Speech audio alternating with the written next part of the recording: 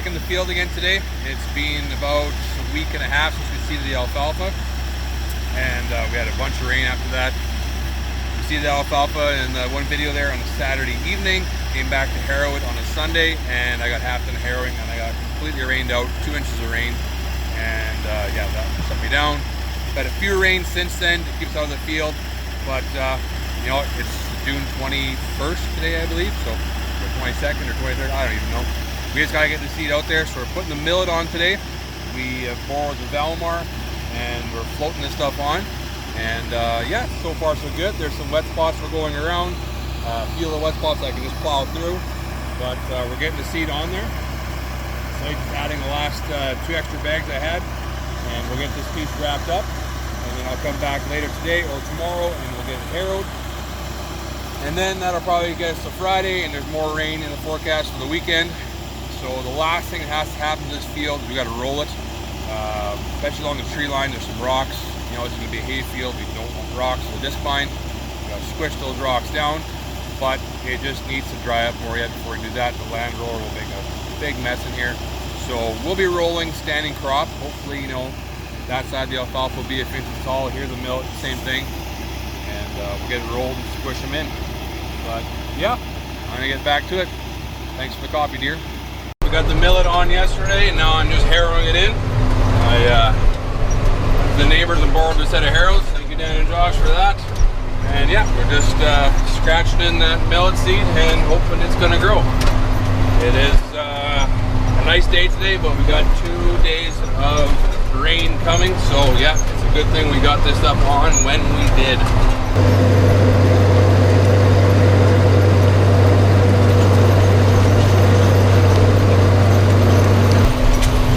Yeah, we're at the back of the field here, and this is the wettest spot. I had to go around a big patch there. All that green there, I had to go around that. And even here, I'm slipping and spinning a little bit, making some tracks, but you know what, the seed is on there. And yeah, we'll give it a couple days to dry up after this next rain event, and then hopefully we can get the land roller out here and get this all smoothed out. There's a few stones in this field, so just squish all those stones down so they don't damage this vine when we cut this for hay or make silage out of it. On the far side there, the alfalfa, I had a little peek at it, it's starting to come up a little bit, so it's good that germinated. Only half that piece is harrowed, the other half I got it rained out. But I'm thinking the way it rained, I got pretty good seed to soil contact over there because that rain came down awfully hard. So yeah, I should be out here for about another hour just to get these 50 acres scratched in, and we should be good. When I ended up seeding yesterday, I was probably half a bag short. I mean, I don't have GPS in this tractor, or any of my tractors for that matter, so with the Valmar, I did my best guess how to space myself. I kind of used the old corn rows to judge how far apart I need to be, and I think I was pretty accurate. There's 50 acres here, and I had enough seed for 50 acres, and I was about a half a bag short, so yeah, it wasn't too bad.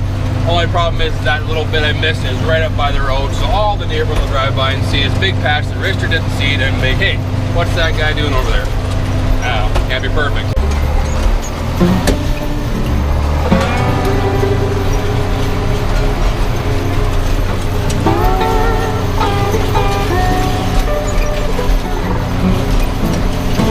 Done. D-U-N. Done harrowing.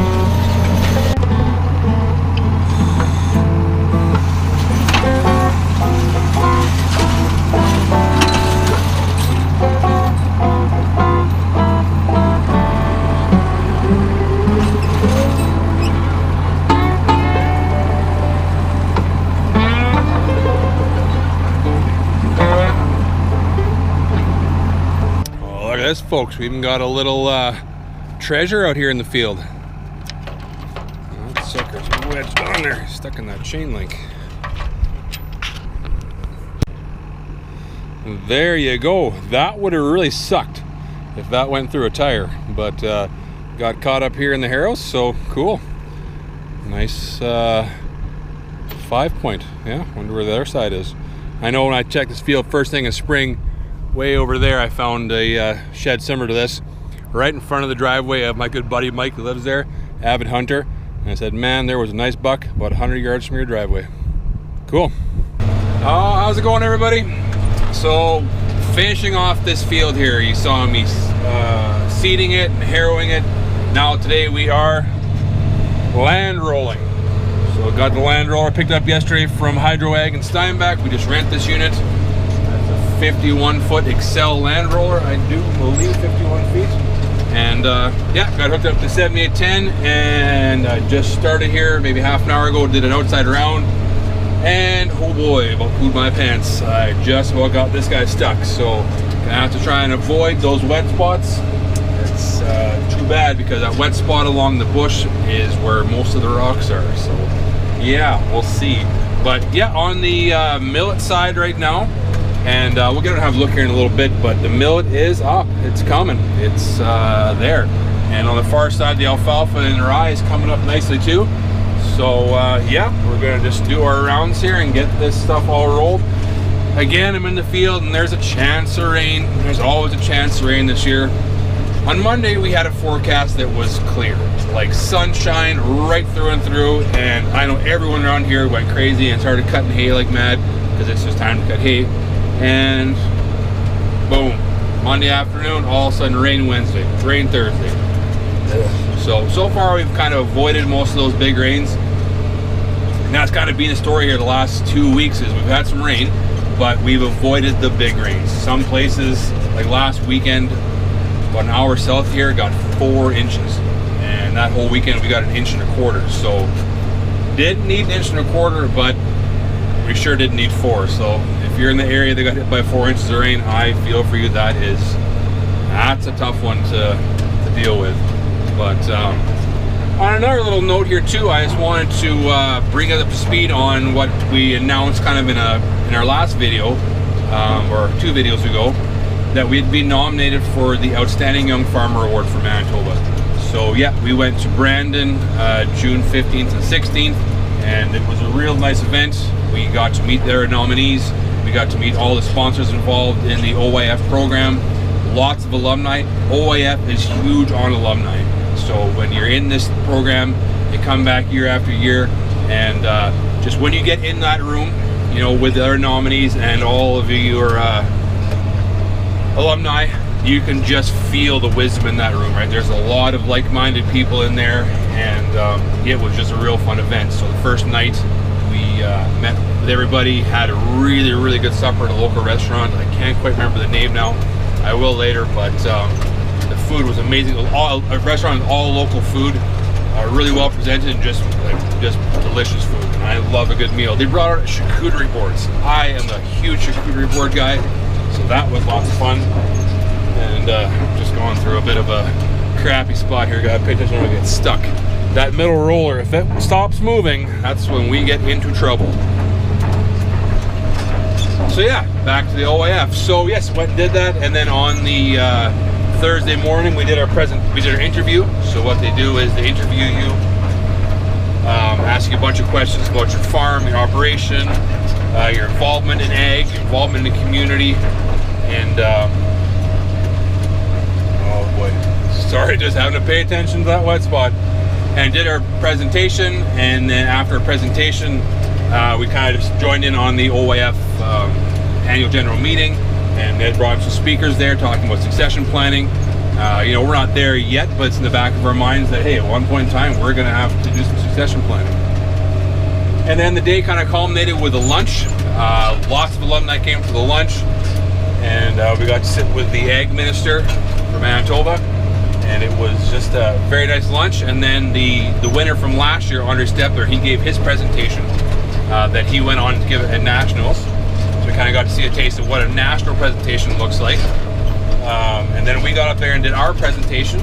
Our presentations were 10 slides about our farm in about a 5-minute little spiel that we did up there. All 3 nominees did that. And then they called us all up on stage to announce the winner. And we won. We were honored. It was, you know, it could have gone either way. The other 2 nominees, their operations were phenomenal. Their involvement in ag was unbelievable. Just really, really cool couples. Tyson and Alita Martins from Cola, Manitoba, grain operation. You know, hugely involved in their local church, their local community, done lots of mission trips. Harley Siemens, egg producer from Rosenort, a young man, heavily involved on lots of boards. You know, a great advocate for his industry and ag in general. And so, yeah, I think the award could have gone either way, and it would have made total sense. But they opened the envelope and it said Christy Lane and Richard Carr. So we are truly honored and blessed.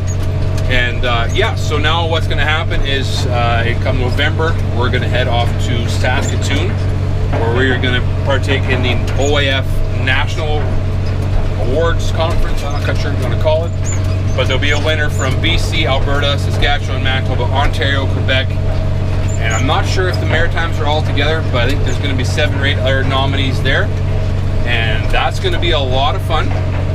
And yeah, we're really looking forward to that. So I'm going to put the camera down here because I'm just about to the point where I almost got stuck. So hang on, I'll be back in a minute. All right, I'm back. I made it past that spot. Holy smokes, that's a dodgy spot right there. It doesn't look wet, right? Those little spots that a guy hates, you know, the ones that look wet, you just avoid them. That one didn't look wet until you're in it, and all of a sudden, oh my goodness, we're spinning, the Land Rover's pulling mud, but we managed to sneak around it and we'll be all right. So yeah, got to win the OIF, and the really cool thing with that is my former boss, Jan Vasa, was a winner. They're the ones who nominated us. They won in 2010, and I worked there. So just, you know, a big thrill to be in the same room as them when we won. And you know, they came over afterwards, and lots of hugs and tears and congratulations, and just a really cool moment for us and for them. And yeah, so now what's happened this past week and a half since we won, there's been a bit of a big media presence. We've done lots of phone interviews. I've done some podcast interviews. Our local paper, we did one. Probably be a few more yet. But just really cool, you know. And it's been a good, not distraction, but it's just it's really cool to acknowledge what we've done with the farm and where we've come from. You know, telling our story about how we started from, you know, almost nothing. What we're telling everyone is, you know, Rich Lane Farms is a first-generation farm, but our passion for ag is multi-generational, right? We took a lot of inspiration from our grandparents, who, you know, they started in tough times, and then our parents, you know, were involved, and, you know, that passion for ag was installed by our parents and our grandparents. So without that, you know, that passion wouldn't be there. But unfortunately, right, no family farm to take over for either of us. But man, we're gonna farm. We want to do this, and you know, here we are today. So just and that's kind of what we've been told has stood out for us as our story. So you know, we're gonna keep telling our story and just tell the good story of ag and all the things that ag does. I got asked, you know, why am I doing this? Why do I do the YouTube stuff? And I said, you know, I do enjoy it. There's some days where I feel kind of silly walking around holding this thing and blabbing away, but you know, only 2% of us, 2% of the population are farmers. That 2% provide all the food for everybody else, right? And there's a big disconnect between consumers and the people who produce it. And I think on both sides, I think there's misconceptions on both sides of that. So, you know, just trying to bridge that gap here, have a conversation. And I think a lot of good comes out of having just a simple conversation. So, yeah. I've lost my train of thought a little bit here because I'm coming to another wet spot, but we'll catch up with you guys in a bit. Well, I gone and done it. Damn it. Got myself stuck. I knew better than to come in here. I knew better when we seeded. There's some standing water over there. So I just seeded that little corner there, and I harrowed that way, and I went around. And then back up here, kind of here along this ridge, and then that way. I knew it. I rolled that back little corner, and I needed to get back onto this side. I figured, I'll be all right. I'll just sneak through. No, that center drum started pulling right away, so I folded all up, got ahead, and then I'm like that. And if you start spinning out here, that shit comes up in your tires, you know it's time to stop. And even if I stand here, it's just soup. I knew better than to come in here. Damn it. So, text message over to the neighbor, see if he has time to come pull me out. If not, then yeah, I'll just figure something out here. Well, we got ourselves out. Left the land roller there. Hooked the chain onto the land roller, about 20-foot chain. Tried, but just not quite. I don't know. I'm about 50-60 feet from the land roller now, and the ground here is fine. It's just that damn swale right there. You can see all the way along there. That's just a low spot. Nothing's growing there. I should have just stayed out of there. Damn it. But the neighbor's on his way with his tractor to give me a hand here. We'll get it out. I'm not worried. So we'll take this chance to do a little crop scouting here. So yeah, you can see all the baby alfalfa's coming along. Here got some ryegrass coming in. And, yeah, it's yeah, we would like to have drilled this crop in. Floating on is always a little bit variable. You can see right here, nice dark green band where the fall rye, or sorry, it's not fall rye, it's just annual common rye, but where the ryegrass is doing really well, and other spots where it's not. It's just you don't get quite the uniform coverage you do with drilling it in. But this year a drill wouldn't have done anything out here. I mean, we couldn't have gone because it was just too wet. So, I mean, the floater came, these massive tires, he can travel, tractor, light harrow, all those things, just, you know, keep the weight off the field if you can. But except for that damn land roller, shoot. But yeah, this is the line right here. This side's alfalfa and rye. This side's millet.